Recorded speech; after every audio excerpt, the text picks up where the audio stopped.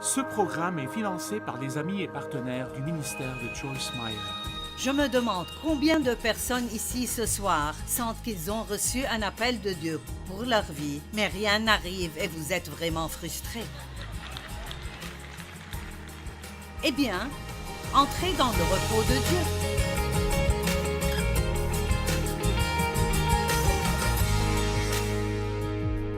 Je veux vous parler ce soir d'entrer dans le repos de Dieu, mais d'une façon qui est en quelque sorte unique. Mon message ce week-end, ce soir et les deux messages demain sont intitulés « Siéger, se lever, marcher et courir ». Cela sonne peut-être bizarre. De quoi parles-tu? Eh bien, chacune de ces choses que la Bible nous dit de dire « s'asseoir », tenir ferme en Dieu, tenir ferme contre l'ennemi, tenir ferme et attendre notre percée, marcher en Dieu, marcher dans l'amour, marcher dans la foi, marcher dans la paix et courir notre course. Mais dans cet ordre-là, je crois que Dieu a un ordre dans le royaume. Et donc, si vous êtes un nouveau chrétien et vous commencez à essayer de courir votre course et vous avez cette grande vision de Dieu et vous voulez faire cette grande œuvre, mais vous n'avez pas encore appris à vous asseoir,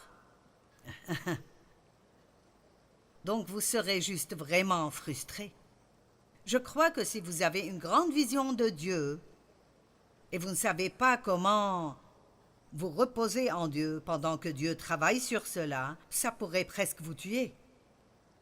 Je pense que la pression d'essayer vous-même de faire que quelque chose arrive, d'essayer de porter tous les fardeaux et tous les soucis, même essayer d'élever plusieurs enfants, si vous ne savez pas vous reposer en Dieu. Il y a plusieurs années, j'ai commencé à remarquer, Dieu a attiré mon attention sur le fait qu'après la résurrection, à chaque fois que la Bible parle de lui, elle le décrit comme étant assis. Celui qui siège sur le trône. Et donc, cela a commencé à vraiment m'intéresser. Et je pensais, qu'est-ce que c'est que cela? Quand Jésus était sur la croix, il a dit « Tout est accompli ». Et donc le travail qu'il a été envoyé pour faire était accompli. Et il est monté au ciel et assiégé à la droite de Dieu, là pour attendre jusqu'à ce que ses ennemis soient à terre sous ses pieds. Maintenant, je vais vous dire quelque chose d'intéressant.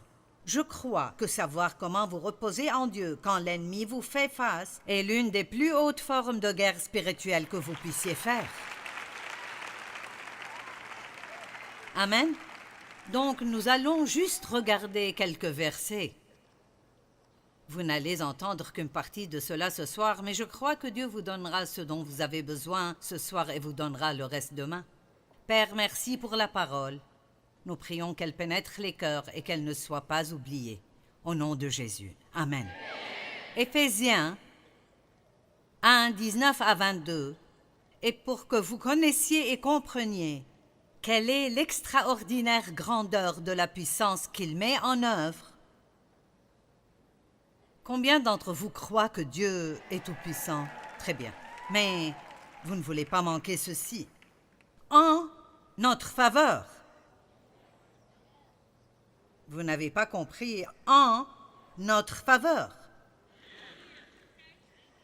Il n'a pas simplement la puissance, mais cette puissance est à nous qui croyons. Qui croyons. Vous pouvez croire que vous êtes faible et que vous ne pouvez rien si vous le voulez. Mais j'ai décidé de croire que je suis forte et que je peux. Cette puissance, en effet, il l'a déployée dans toute sa force en la faisant agir en Christ lorsqu'il l'a ressuscité. Donc la même puissance qui a ressuscité Christ d'entre les morts demeure en nous. Et l'a fait siéger à sa droite, dans le monde céleste. Que tout le monde dise siéger. Il est placé bien au-dessus de toute autorité, puissance et de tout nom qui puisse être cité. Et tout a été placé sous ses pieds. Et ceci est important pour nous parce que je vais vous montrer un verset dans Éphésiens 2 qui dit que nous siégeons en lui. Donc, je suis en fait à deux endroits ce soir.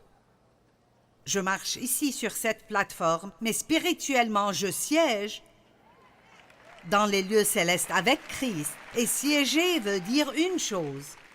Je suis entré dans le repos de Dieu. Je ne m'inquiète pas de ce que vous pensez de moi, ni de si vous aimerez mon message ou non. Je ne m'inquiète pas de ce qui sortira de ma bouche après, parce que j'ai confiance que Dieu le sortira. Mais quand j'ai commencé, je ne savais pas comment faire cela du point de vue du repos de Dieu. Je voulais que tout le monde m'aime. Et donc, si quelqu'un se levait et partait pendant que je prêchais, j'étais dévastée parce que j'étais sûre qu'il ne m'aimait pas. C'est étonnant tous les mensonges que le diable vous dira si vous ne savez pas qui vous êtes en Christ. Allez maintenant, j'ai dit, c'est étonnant tous les mensonges que le diable peut vous dire si vous ne savez pas qui vous êtes en Christ. Je me souviens de quand une dame est venue une fois et elle était assise devant dans la deuxième ou la troisième rangée. Elle était de côté. Et j'avais prêché pendant peut-être 10 minutes. Et elle s'est levée et est partie.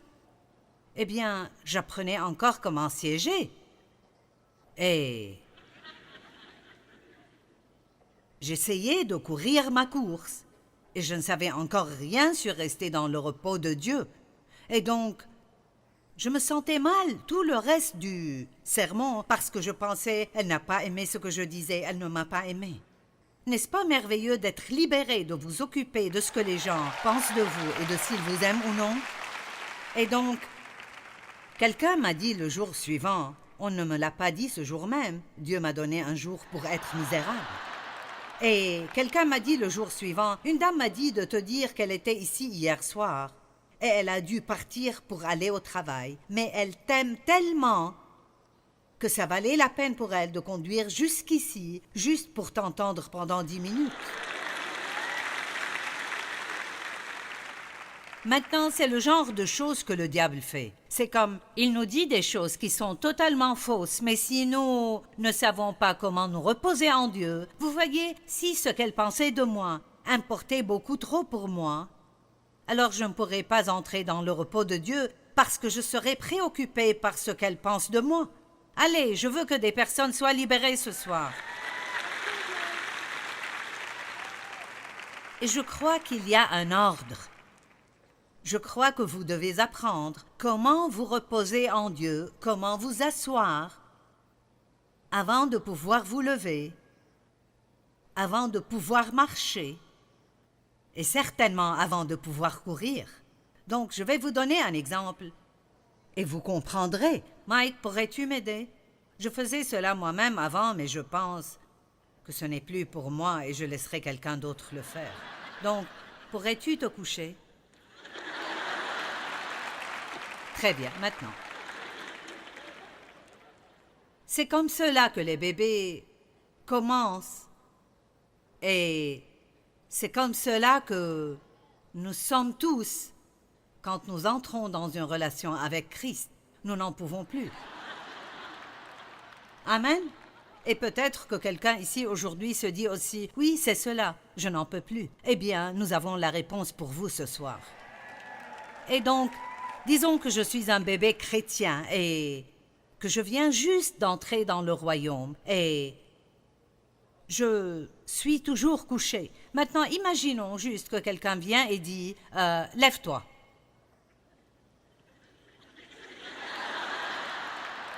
C'est impossible pour vous de vous tenir debout de cette position. Vous devez d'abord vous asseoir.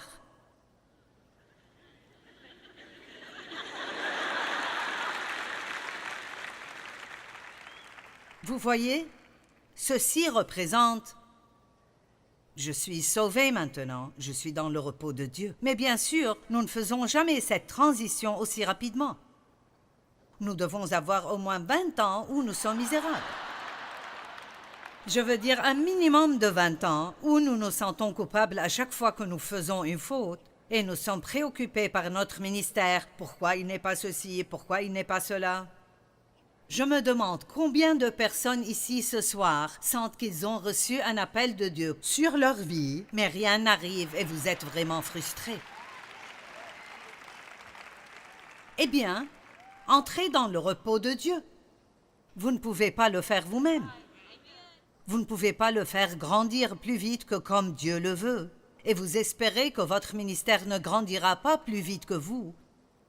Parce que vous pouvez avoir un don pour vous amener quelque part et ne pas avoir le caractère pour vous garder là, et ça vous achèvera.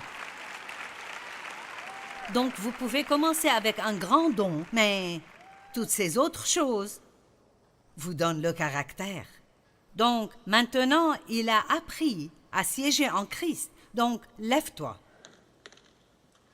Vous voyez, maintenant, il peut se lever. Je peux faire cela aussi. Mon entraîneur m'a fait faire cela l'autre jour. Il a dit, je veux que tu t'asseyes par terre et que tu essayes de te lever. Parce que j'étais tentée de ramper vers la chaise pour de l'aide, mais je me suis levée. Il a dit, je connais des gens dans la trentaine qui ne peuvent pas faire ça. Mais c'est une autre histoire. Mais maintenant qu'il est debout, et nous allons parler demain du fait de se mettre debout, et il y a beaucoup de cela.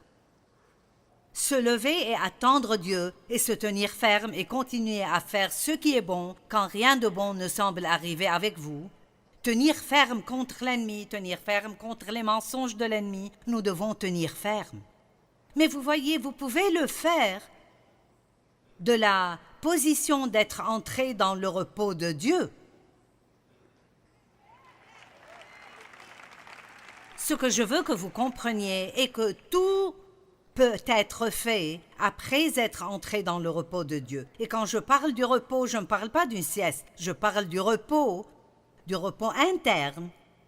Là où vous n'avez pas à vous inquiéter, vous n'avez pas besoin d'être rempli d'anxiété, ni d'avoir peur, ni d'essayer de tout comprendre tout le temps, ni d'avoir toutes les réponses. Vous pouvez être dans le repos de Dieu et vous pouvez faire ce que Dieu vous dit de faire et vous n'avez pas besoin d'aller plus loin que cela parce que tout ce qu'il demande de vous est ce qu'il vous donne à faire et il s'occupera du reste. Maintenant, marche un peu. Juste marche un peu. Marchez dans l'amour, marchez dans la paix, marchez en Christ. Ne marchez pas comme les païens marchent. Maintenant, cours ta course. Vous voyez, maintenant il peut courir. D'accord, tu peux aller t'asseoir, merci. Vous voyez, une image vaut 1000 mots. Romains 4,17 dit « Le royaume de Dieu, ce n'est pas le manger et le boire, mais la justice, la paix et la joie par le Saint-Esprit. » Et ça doit venir dans cet ordre. Apprenez d'abord qui vous êtes en Christ, que vous avez été rendu juste en lui. Puis vous pourrez avoir la paix avec Dieu et la paix avec vous-même. Et quand vous avez cela, alors vous pouvez avoir la joie. Mais juste être sauvé ne vous donnera pas la joie, parce que si vous ne savez pas qui vous êtes en Christ, vous ne serez jamais, jamais, jamais constamment heureux. Parce que si vous êtes insécurisé et vous ne savez pas qui vous êtes en Christ, je sais qui je suis en moi-même. Pas beaucoup, je fais des erreurs. Il y a quelques trucs dans ma vie concernant lesquels je suis arrivé à la conclusion que Dieu ne me les prendra pas. Il me laissera les garder juste pour me garder humble. Et vous ne serez peut-être pas d'accord avec ceci, mais il y a une parole qui dit que Dieu garde une certaine quantité de faiblesse en nous pour que nous dépendions toujours de lui. Vous n'arriverez jamais au point où vous feriez tout parfaitement. Jamais. Et donc, je pense que je serai toujours un peu bavard. J'ai fait beaucoup de progrès, mais... Oh, je peux prier. Dieu observe et garde ma bouche pour que je ne pêche pas devant toi avec ma langue. Et je sors de la chambre où je priais et blablabla.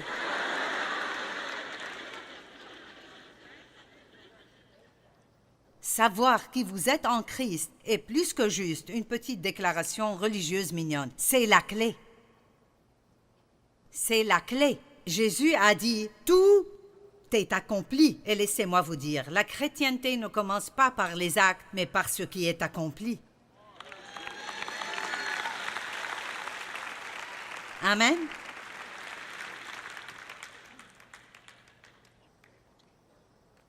Hébreux 1:13. Auquel des anges a-t-il jamais dit « Assieds-toi à ma droite, jusqu'à ce que je fasse de tes ennemis ton marchepied ». Vous pouvez entrer dans le repos de Dieu et juste attendre que Dieu combatte le diable et le remette à sa place. La meilleure façon de combattre le diable est juste de rester dans le repos de Dieu. Ne le laissez pas vous énerver. Il ne sait pas quoi faire de vous si vous ne vous énervez pas.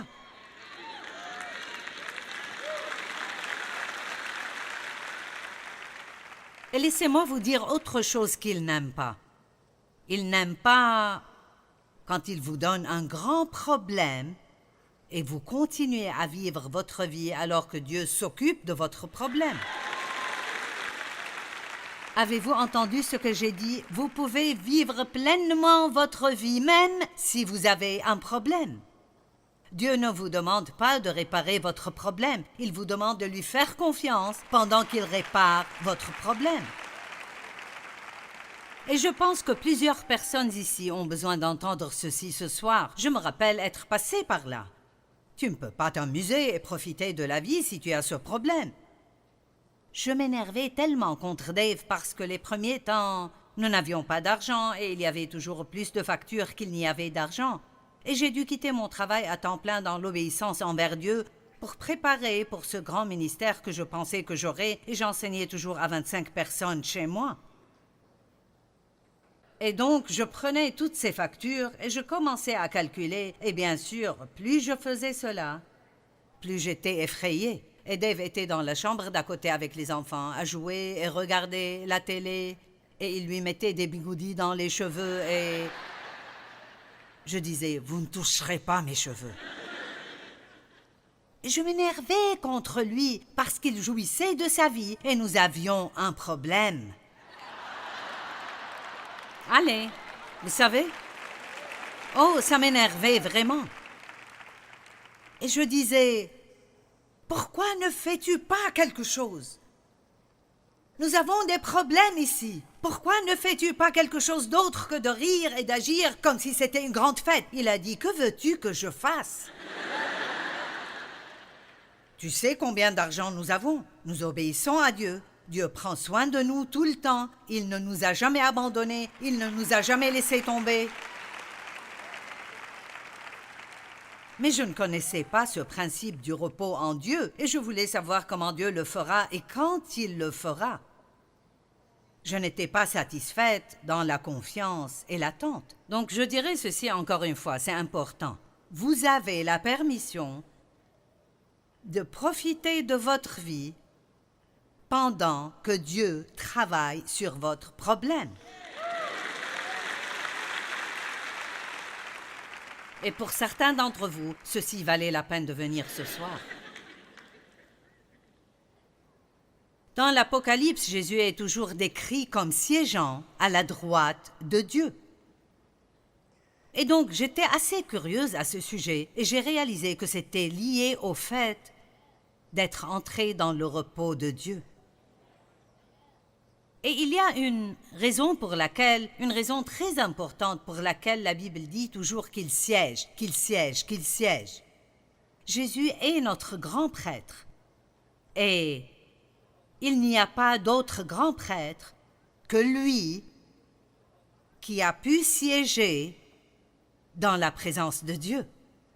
Dans l'Ancienne Alliance, le jour de l'expiation, une fois par an, quand le grand prêtre entrait dans le Saint des Saints pour la rémission des péchés du peuple, il y avait tous ces rituels et certaines lois et des règles et des directives qui devaient être suivies concernant comment il entrait. Et ceci est absolument vrai. J'ai vérifié de nouveau l'autre jour. Il avait de petites cloches et des grenadines cousues au bas, au bord de son vêtement et... Une corde était liée autour de sa cheville parce que personne ne pouvait entrer excepté lui. Donc, tant qu'il assumait ses responsabilités, il faisait ses rituels, ses petites cloches sonnaient. Eh bien, si les cloches arrêtent de sonner pendant assez longtemps, ils savent qu'il a fait une certaine erreur et est mort. Et comme il ne pouvait pas entrer et le prendre, il le sortait avec la corde. Il n'y avait pas de chaise dans le Saint des Saints parce que c'était une alliance des œuvres. Personne ne pouvait entrer le repos de Dieu. Donc je pense que Pierre l'a dit ce soir quand il prêchait sur Matthieu 11, ce repos est un don. C'est un don qui est donné par la grâce de Dieu et personne ne pouvait avoir ce repos jusqu'à ce que Jésus vienne et fasse tout. Il a accompli la loi, maintenant nous n'avons pas à le faire. Et il est assis à la droite de Dieu. Et Éphésiens 2,6 dit « Nous siégeons en lui dans les lieux célestes ». Donc je suis ici devant vous, mais mon cœur est là-bas. Donc ceci veut dire que je peux en fait vivre pleinement alors que je travaille. Pierre vous a donné la définition du repos et l'une des choses qu'il n'a pas mentionnées, qui est dans le dictionnaire grec Vine, est que le repos dont je parle ce soir n'est pas un repos du travail, mais un repos dans le travail. Maintenant, nous avons besoin d'un jour où nous ne travaillons pas aussi. Et c'est un tout autre côté de cela, le fait que, en tant qu'Américains, nous ne recevons pas le genre de repos que nous devons recevoir pour notre corps physique. Nous allons parler de cela dans un moment. Mais ceci est un repos que vous avez alors que vous travaillez. Donc ceci est mon travail. Et je ne sais pas pour sûr si c'est vrai. Vous ne pouvez jamais savoir à 100%, mais j'ai lu que quand un prédicateur prêche pendant 1 heure complète et fait un sermon complet, c'est équivalent à 8 heures de travail dur. Donc, quand Joel prêche 3 fois le dimanche, il travaille 24 heures. Amen. Ce n'est pas juste un petit discours. J'aime quand les gens disent « J'ai aimé ton petit discours ». Eh bien, ce n'était pas un petit discours. Je donnais de toute mon âme, mon corps, mon esprit. J'ai mis tout ce que j'ai là-dedans. J'ai étudié pendant des heures pour vous donner ce petit discours. J'ai aimé ton petit discours. Quand je pars, vous aurez tout ce que j'ai. Puis je dois aller me ressourcer parce que je ne peux pas vous donner quoi que ce soit que Dieu ne me donne pas d'abord. Donc c'est si merveilleux de faire cela avec mon âme en vacances. Vous pouvez prendre des vacances et aller à la plage chaque jour pendant 5 jours et ne pas vous reposer du tout si vous allez passer ce temps à vous inquiéter concernant vos problèmes. Et certaines personnes prennent un jour de vacances pour aller s'asseoir quelque part et essayer de résoudre leurs problèmes. Vous prenez des vacances et puis vous avez besoin de vacances à cause de vos vacances. Nous ne savons plus comment nous reposer. Quelqu'un a dit « Nous avons perdu l'art de nous ennuyer ». Si vous devez passer 5 minutes d'attente chez le docteur, vous sortez le téléphone, nous devons appeler quelqu'un, voir notre statut sur Facebook ou autre.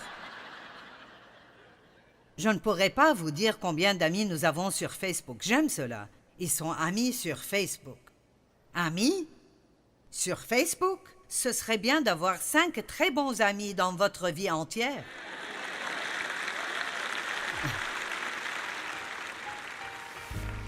C'était drôle quand cela a commencé et les gens m'envoyaient des messages pour dire « Seras-tu mon ami sur Facebook ?» Et je ne le faisais pas, je disais « Je suis déjà ton ami. »